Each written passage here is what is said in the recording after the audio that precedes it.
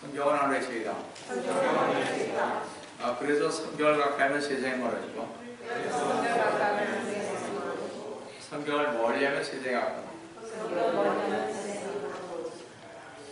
오늘도 주님 안에서 여러분과 함께 은혜의 말씀을 나누려고 하는 것은 아까 본격교리 사도행전 26장 16절과 골로새서 3장 2절로서 종말론이 요한계시록 강의 8번째 제1부 말세의 시대적 징조 4번째 하나님 중심을 떠난 인간 중심의 인본주의라는 제목으로 이 시간 은혜를 나누어갑니다. 우리는 지금이 마지막 때임을 알 수 있는 많은 징조들 가운데 하나는 이념, 철학, 교육, 과학 등을 개발시켜 하나님을 대적하여 하나님 말씀인 성경보다 훨씬 더 신뢰할 수 있는 것으로 선전하며 인간의 경험과 이성을 더 신뢰하게 하여 종교와 교육과 사상 등 사회 전반에 가장 큰 영향을 주고 있는 사상인데 이것은 다름 아닌 인본주의인 것입니다.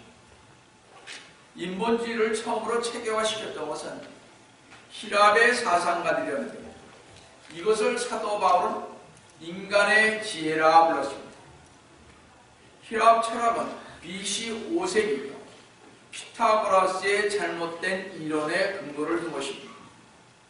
피타고라스의 인간이 만물의 척도이다라고 말한 이 같은 인본주의 사상이 수세기에 걸쳐 수많은 무신론자들에 의해 확산되었던 것입니다.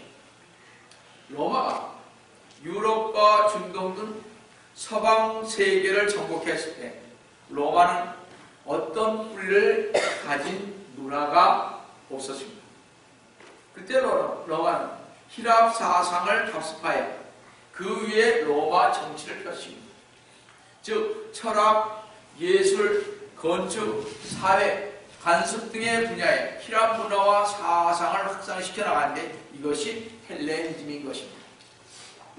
그런데 기독교 사상은 1200년 동안 서방 세계에 영향을 줬고 그 영향으로 12세기까지 인본주의 사상은 거의 두각을 나타내지 못했습니다. 그래서 유럽의 모든 나라들은 카톨릭이 지배하기를 시작했고 유럽의 모든 대학들은 캐톨릭의 사상으로 지배되었습니다. 점점 카톨릭의 영향이 각 나라에 크게 미치게 되었고 각 나라와 민족은 카톨릭의 지배하에 꼼짝 못하게 되었던 것입니다. 이 카톨릭의 영향이 각 나라에 심화되면서 카톨릭의 행보가 갈수록 심해지자 각 나라에 뜻 있는 사람들은 카톨릭의 박해를 피해 다시 지하로 들어갔습니다. 그때부터 카톨릭의 사상이 대립하여 다시 인본주의가 싹트기 시작했습니다. 문예 부흥이 일어났던 것입니다. 그런데 그 문예 부흥 시기에 인본주의의 기초를 놓는 데 기여한 가장 중요한 사람은 카톨릭의 도미니칸 수도사인 토마스 아퀴나스로서 그 후에 성자가 되었는데 아리스토텔레스의 형이상학을 받아들여 이성과 신앙을 분명히 구별하면서 그는 신앙인 계시의 내용을 이성이 규명할 수 있다고 보았던 것입니다. 그래서 아퀴나스는 이렇게 주장을 했습니다. 인간이 하나님께 항거하여 타락하게 되었는데 그 타락은 완전한 타락이 아니라 부분적 타락이었습니다 했습니다. 지금 우리 성도들은 어떻게 믿어요? 인간의 완전한 타락을 믿죠. 그렇죠? 우리는 완전한 타락자입니다. 즉 토마스 아퀴나스는 말하기를 의지는 타락하여 부패했지만 지성은 영향을 받지 않는다는 것입니다. 그러므로 사람들은 자기들의 인간적 지혜에 의존할 수가 있습니다 라고 주장을 했습니다.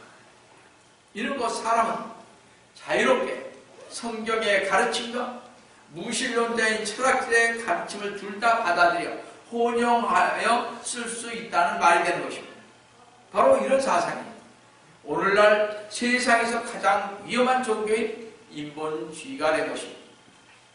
문제의 부흥은 토마스 아퀴나스가 만들어놓은 터전 위에 근대 인본주의를 착용시켰습니다.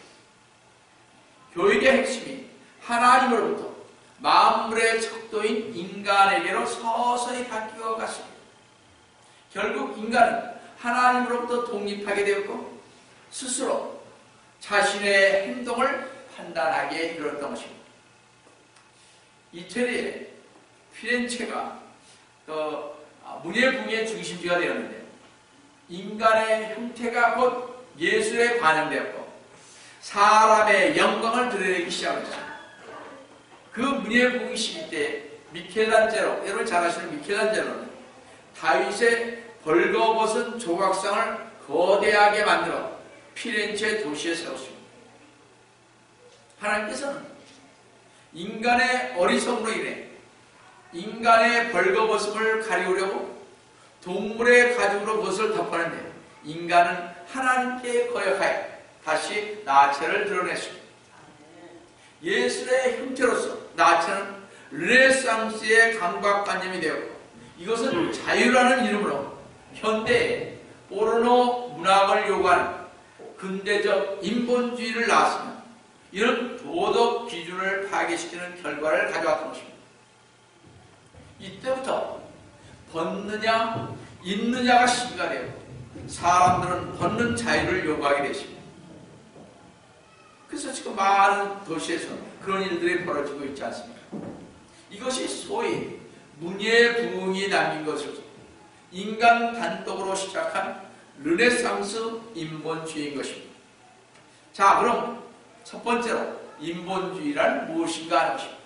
인본주의란 특별히 인간의 관심인 경험과 이성의 중점을 둔 철학으로서 또한 주 여호와 하나님과 확고한 진리이자 지침이 되는 하나님의 말씀인 성경에 대항하는 아주 유명한 이름인 것입니다. 인본주의는 인격적인 하나님의 존재와 성경의 영감과 성경의 절대 모순과 예수 그리스도의 신성을 부인합니다. 그래서 인본주의는 창조에 근거한 성경을 부정하고 진화론을 가르치며 도덕적 가치를 부정하고 절대적인 것은 없다고 가르치면서 이 세상에 절대적으로 옳은 것이나 절대적인 것은 없다고 가르칩니다. 다른 사람에게 해를 입히지 않고 해가 되지 않는다면 마음대로 해도 된다고 가르치는 것이 인본주의입니다. 참 무섭죠. 하나님의 지혜를 알지 못하는 사람들에게는 인본주의가 타당하고 논리청결하게 보이기 때문에 대중들은 분별 없이 인본주의를 받아들이는 것입니다. 쉽게 말씀드려서 오늘날의 범죄, 거리의 폭력, 성의 문란, 이혼, 산산조각난 가정, 상처받은 마음은 그 원인의 대부분은 세상 인본주의가 들어왔기 때문입니다. 그래서 성도는 국가의 지도자와 국민들이 이 인본주의에 대한 가르침을 제대로 파악하지 못하고 알지 못하면 그 나라의 문화는 파괴되고 사회는 언제나 혼란으로 가득 차게 되는 것입니다. 쉽게 또 한번 말씀드리지만 인본주의는 하나님 없이 사람 스스로 모든 문제를 해결해버리는 모든 시도인 것입니다. 세계 1차, 2차 대전 후 도덕 상태는 인본주의 영향과 비례하여 점점 악화되어 갔습니다. 부도덕한 민주주의 사회로 옮겨갔습니다. 그래서 2차 대전이 끝난 후 60년 전에 인본주의자들의 발상에 의해 국제연합기구인 유엔이 설립되어 운영되기 시작했습니다. 이때 이 세계의 많은 나라와 민족과 많은 사람들은 유엔이 전쟁 문제를 해결하고 세계의 평화를 이룩할 것이라고 기대했습니다. 그러나 지난 60년 동안 전쟁과 죽음, 청소기, 세계 각 곳에서 울려 퍼지고 더 많은 재난이 일어나기 시작했습니다.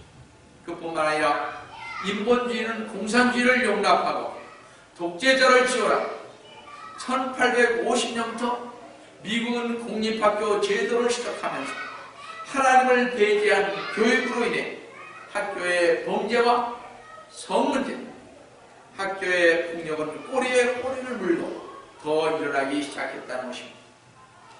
인본주의로 학생들을 가르치면 범죄와 빈곤과 성문제 등 모든 문제가 해결될 줄 알았던 것입니다. 두 번째로 인본주의와 학교 제도입니다. 인본주의는 교회처럼 주일 학교를 가지고 있지는 않지만 월요일부터 금요일까지 인본주의 교육을 실시하는 충분한 시간을 공립학교에서 갖고 있다는 것입니다. 1850년부터 미국은 공립학교 제도를 시작하면서 서서히 인본주의가 학교에 들어오기를 시작했습니다. 1961년 미국 연방고등법원은 인본주의를 종교라고 선포했습니다. 이제 인본주의는 하나의 종교가 되었습니다. 미국 헌법에는 종교와 국가는 분리하고 있습니다. 근데 공립학교는 하나의 종교가 된 인본주의를 가르치면서 성경을 가르치는 것을 금하고 있습니다. 이 인본주의자들은 잘 들어오세요. 부모님의 가르침과 종교적 신념을 무시하라고 가르치면서 옳고 그름의 기준인 하나님의 말씀인 성경을 버리라고 하면서 이 세상에는 절대적으로 옳은 것도 없고 절대적으로 그런 것도 없다 하면서 자기의 가치관을 선정하라고 얘기하고 있습니다. 이것은 공산주의 교육 방침이며 인간은 자기 나름대로 절대성을 설정해놓고 인본주의로 질서 있는 사회를 일으켜보려는 희망을 가지라고 말하고 있습니다. 인본주의자들은 공산주의자들처럼 하나님과 성경을 거부합니다. 인본주의자들은 말하기를 우리가 발견한 것은 초자연적 존재인 하나님에 대한 믿음을 증명할 것이 아무것도 없다는 것입니다. 따라서 이러한 하나님에 대한 믿음은 인류의 생존과 번영의 문제를 다루는 데 있어서 무의미하고 부적절하다고 말하겠습니다. 우리는 무신론자들로서 하나님이 아니라 인간에게서 그리고 신성이 아니라 인간 본성에서부터 시작해야 할 것이라고 말하겠습니다. 그럼 뭐예요? 하나님은 필요 없고 우리가 해야 되는 것이 1960년대 너는 너 자신의 정체성을 바꾸라는 교육을 받은 자유방임적인 인본주의자들은 권위와 차별의 철폐를 불리지 기존 사회 질서에 대항해 운동을 일으켰던 그들이 학교에서 성교육을 단순하게 생리적인 기능과 생물학적인 성에 대해 가르치는 것 이상으로 교육하고 있다는 것입니다.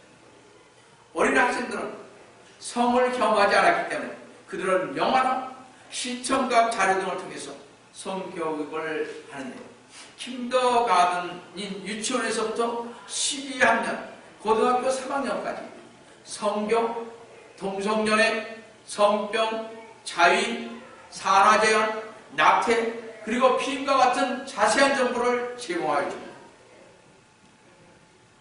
그 결과 이혼과 범죄와 마약과 혼전 임신과 락 음악이 범람하게 되어 수많은 학생들이 희생되는 결과를 가져왔던 것입니다. 인본주의는 이렇게 무서운 것입니다.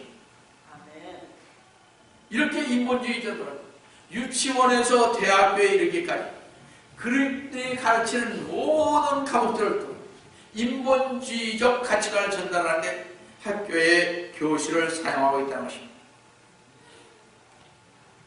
교육대 출신의 교사들은 철저하게 인본주의 교육을 받고 전통적인 기독교 윤리와 신앙을 반대하는 가치관을 학생들에게 열심히 심어주는 인본주의 교사, 선교로서의 역할을 하고 있다는 것입니다. 그래서 교회에서는 어떤 프로그램이나 찬양 율동이나 종교적 동영상이나 단체 캠프나 단기 선교를 보내는 것이 중요한 것이 아니라 하나님의 말씀인 성경을 가지고 철저하게 공부시키고 기도와 금식을 철저하게 시켜야 하는 것입니다. 세 번째로 주 예수 그리스도님과 주님의 말씀인 성경에 대항하는 인본주의를 더욱더 철저히 알아야 할 것입니다. 과연 인본주의자는 무엇을 믿고 그들이 믿는 인본주의는 어떤 것인가? 첫째, 인본주의자들은 주 예수 그리스도님의 신성을 부인합니다. 그래서 인본주의자들은 주 예수 그리스도님을 세계 4대 성인인 예수님, 석가모니, 공자, 소크라테스와 같은 반열에 놓고 가르칩니다. 저도 그렇게 배웠어요. 우리 그렇게 배웠잖아요. 둘째, 성감의 영감성과 절대 모성을 부정합니다. 예를 들어서 버지니아주 린치버그의 제리 포엘 목사가 설립한 리버티 침례교회는요, 1984년 리버티 유니버시티로 이름을 바꿨습니다. 이 학교는 원래 킹제임스 성경을 사용하며 그리스도의 복음을 완전히 전하기 위해 설립한 성공적인 신학교였으나 이제 킹제임스 성경을 버리고 뉴 킹제임스 성경을 사용하면서 그 성경을 사용하도록 직접 간접으로 이렇게 영향을 주고 있습니다. 지금 이 대학의 총장인 피에르 길레만은 리버티 유니버시티의 교수진들 가운데 82%는 신학 이외의 다른 전공자들로 구성되었다는 것입니다. 이제 리버티 유니버시티는 더 이상 신학을 하는 연구원이 아니면 자유주의 그냥 대학교가 되어버렸습니다. 널리 알려진 박 존스 유니버시티 역시 이와 같은 똑같은 상황입니다. 한국도요, 신학교가 커지니 어떻게 대학교로 지금 가고 있지 않습니까? 전부 다 대학교로 갑니다. 세계 복음화를 목표로 그리스도를 위한 젊은 일꾼들을 교육한다고 하였지만 이것들은 기독교 환경을 가지고 있는 하나의 자유주의 대학교일 뿐인 것입니다. 하버드, 예일, 컬럼비아, 프린스턴 이런 대학들은 처음에는 신학교로서 젊은이들에게 성경을 가르치는 학교로 출발했습니다. 근데 거듭나지 않은 학자들에게 강단을 내어줌으로써 순수한 양들을 들나귀로 바뀌어 버렸던 것입니다. 이제 이런 모습은 참된 하나님의 말씀을 배경한 수많은 신학교에서 쉽게 발견할 수가 있는 모습입니다. 디모데전서 6장 10절에서 돈을 사랑하는 것이 모든 악의 뿌리니 이것을 욕심내는 어떤 사람들이 믿음에서 떠나 방황하다가 많은 슬픔으로 자신을 찔러떠다 한 것처럼 되었던 것입니다. 참으로 슬픈 일이 아닐 수 없습니다. 신학교들이 신본주의에서 일반 대학인 인본주의로 변했으니 말입니다. 셋째, 인본주의자들은 사후에 생과 혼을 부인할 뿐만 아니라 구원과 하나님 나라, 천국, 지옥을 부인합니다. 예수 그리스도님께서는 일찍이 소경이 되어 소경을 인도하는 자들을 주의하라고 말씀하셨습니다. 왜냐하면 그들은 하나님을 대적하는 편에 서서 사람들이 진리를 향하려고 할 때 백성들을 잘못된 길로 오도하기 때문이었습니다. 이들은 마태복음 23장 15절에서 보던 위선자인 서기관들과 바리새인들아 너희에게 화 있으리라. 이는 너희가 한 사람의 계종자를 얻으려고 바다와 육지를 두루 다니다가 얻고 나면 그를 너희보다 2배나 더 악한 지옥의 자식으로 만들기 때문이라고 말씀하신 것이죠. 이러한 모습은 현대 인본주의자들에 의해서 교회 안에 자유주의자들에 의해서 다시 나타나는 것입니다. 그들이 바쳐든 그 인본주의 깃발 하늘 높이 휘날리며 모든 사람들이 그들의 인종이나 종교를 넘어서 서로 화합하자는 가운데 평화로운 세상을 구축하자고 사람들을 모으고 있습니다. 그러나 인본주의자들, 신학의 자유주의자들은 사실 그 길이 어떤 길인가를 정확히 알지 못하고 온 세상을 미혹하는 자인 사탄에 의해 속아서 이 세상 마지막 때의 모습인 디모데전서 4장 1절에 마지막 때에 어떤 자들이 믿음에서 떠나 미혹하는 영들과 마귀들의 교류를 따르고 있다고 말하고 있습니다. 이들이 속을 수밖에 없는 이유는 이 인본주의자들에게는 절대적으로 올바른 기준, 성경이 없기 때문인 것입니다. 인본주의자들은 자신의 견해를, 자신의 가치관을 기준으로 삼기 때문에 주님은 이들에게 다음과 같이 경고를 하고 계십니다. 전도서 11장 9절 중반절에서 내 마음의 길들과 내 눈에 보는 대로 걸어라. 그러나 알지니 이 모든 것을 인하여 하나님께서 너를 심판하여. 하나님께서 심판한다는 것입니다. 내가 좋다고 내 마음대로 가는 것은 아니 되는 것입니다. 이 길이 내 생각에는 옳고 경험적으로 옳지만 그것으로 가면 여러분은 하나님으로부터 심판을 받는다는 것입니다. 왜냐? 절대적인 기준이 없기 때문에 내 생각대로 하기 때문에 그렇습니다. 여러분 그렇게 해서는 아니 되는 것입니다. 우리에게는 절대적인 기준이 성경이 있기 때문에 성경의 말씀에 의해서만 그 기준을 따르고 가야 하는 것입니다. 하나님께서는 인본주의자들에게 심판하실 것입니다. 인본주의의 최후는 지옥이 될 것입니다. 넷째, 인본주의자들은 하나님의 창조를 부인하고 진화를 가르칩니다. 우주 만물은 하나님께서 창조하신 것이 아니라 자연 발생적으로 존재하며 끊임없는 진화 과정의 결과물이라는 것입니다. 다섯째, 절대적 가치관을 부인합니다. 아까도 말씀드렸다시피 이 세상에는 절대적으로 옳은 것도 없고 절대적으로 틀린 것도 없기에 도덕적 가치관도 자신이 결정으로 하기에 달렸기에 다른 사람의 해가 되지 않는 마음대로 해야 된다는 것입니다. 어떻게 마음대로 할 수 있어요? 내가 옳으면 부모님 말씀도 선생님의 말씀도 하나님의 말씀도 들을 필요가 없다는 것입니다. 자기 멋대로 인생을 즐기며 해가 되지 않기에 마약을 하든 술을 마시든 이렇게 인생을 살아가는 것입니다. 여섯째, 남성과 여성의 구별을 없애버렸습니다. 여성 해방 신학은 가부장제에 반대해서 나온 신학입니다. 인본주의자들은 하나님의 이름이 남성으로 왜곡되었기 때문에 성경은 본래 열등하게 그들은 여겼습니다.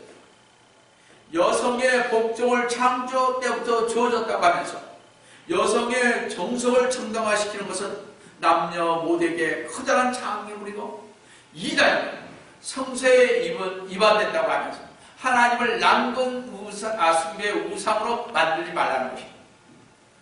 그래서 한 얘기가 그런 하나님을 믿지 말라는 것입니다. 하나님이 남성입니다.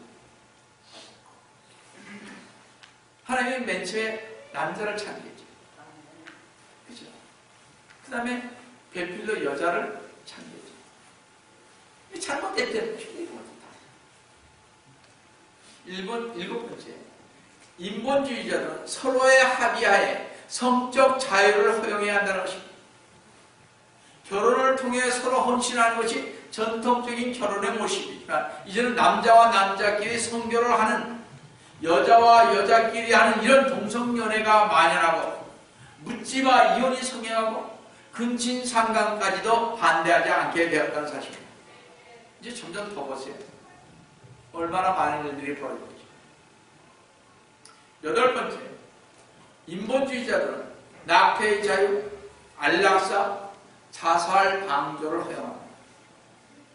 1973년 로데 웨이드로 유명한 낙태법을 승인했습니다. 대법원은 임신한 여인이 낙태할 권리를 헌법으로 인정한 이유로 1년에 미국에서만 1,500만에서 2,000만 명이 낙태를 한다고 합니다.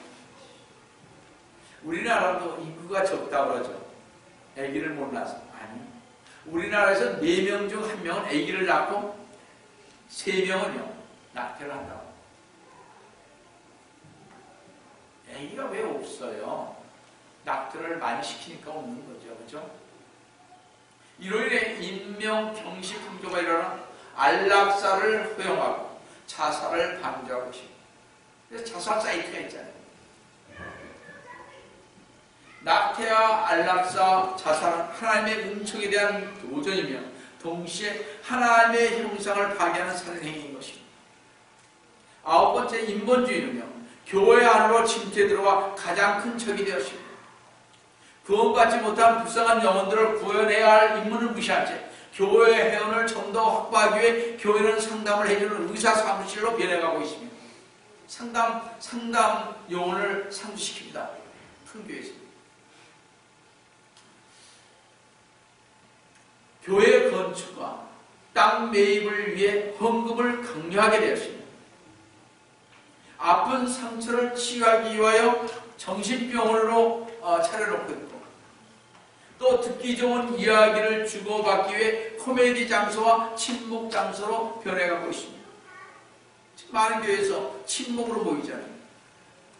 그래서 뭐라 그럴까? 마음에 그래서 색소폰도 불러요. 그뿐만 아니라 인본주의자는 교회에서 그리스도의 삶, 첫 번째는 사람을 사랑하는 것이고, 둘째는 자신을 사랑하며 자신을 용납하는 것이고, 셋째는 사람들에 대해 참아주는 것이요, 넷째 사람들을 이해하는 긍정적 사고방식을 갖고 신앙생활을 하라고 외치고 있습니다. 교회가 지금 그렇잖아요. 사랑. 긍정적인 사고방식을 가져라. 제가 자꾸 배격하잖아요. 그러니까 제가 이상한 목사가 되는 거죠. 그러면서 좋은 느낌을 주는 친절하고 다정다감한 목사로서 형제 자매들과 좋은 시간과 식사로 시간을 보내고, 교회 현관에서 성도들을 칭찬하기에 입이 마르고 성도들을 포옹하니 친절한 목사가 되는, 사랑이 많은 목사가 되는, 성도라는 평판을 듣기를 좋아해 교인들로부터 주목을 받고 싶어하고, 항상 사랑을 입에 담고 다니니 사랑의 목사라고 얘기하는 것을 보게 됩니다. 무슨 사랑의 목사? 뒤에서는 땀 붓냐면서. 성도는 우리는 위에 마음을 두고 있는 자들이지 땅에 마음을 두는 자들이 아닌 것입니다. 골로새 3장 1절을 잘 보세요. 여러분이 진정 하나님 앞에 가시고 싶으신 분 잘 들어보세요. 골로새 3장 1절 보시면, 그러므로 너희가 그리스도와 함께 살아났으면 위에 있는 것들을 구하라. 거기에는 그리스도님께서 하나님의 오른편에 앉아 계십니다. 2절, 위에 있는 것들에 너의 마음을 두고 땅에 있는 것들에 마음을 두지 말라고 하십니다. 땅에 마음을 두는 목사나 성도는 회개 많이 하셔야 하나님 나라에 가시죠. 믿는 자들은 하늘의 방식에 따라 살아가요. 주 예수 그리스도님과 함께 산 자의 참 생명은 하늘에 있으므로 위의 것에 가치를 두고 살아야 하는 것입니다. 주 예수 그리스도님과 함께 산 자는 땅에는 제압된 지체를 죽이고 옛사람의 죄들을 버리고 영적인 가치들을 추구하면서 살아갈 뿐만 아니라 하늘에서 보이신 것에 순종하여야 합니다. 주님께서 오늘 이 시간 인본주의 교회를 시술하는 이 시간 사도행전 26장 16절의 말씀대로 행해야 할 것을 말씀하고 있습니다. 잘 보세요. 일어나서 내 발로 서라. 이는 내가 이 목적을 위하여 너에게 나타났음이니 네가 본 것과 내가 너에게 나타나게 된 일을 하여 너희 일꾼과 증인으로 삼고자 합니다. 성도는 현대를 살아가는 성도들은 하나님께서 하늘에서 보여주신 것에 순종하여 하나님의 일꾼으로 증인으로 하나님을 기쁘시게 하는 삶을 사시기를 속히 오리라 하신 주 예수 그리스도님으로 축원드립니다.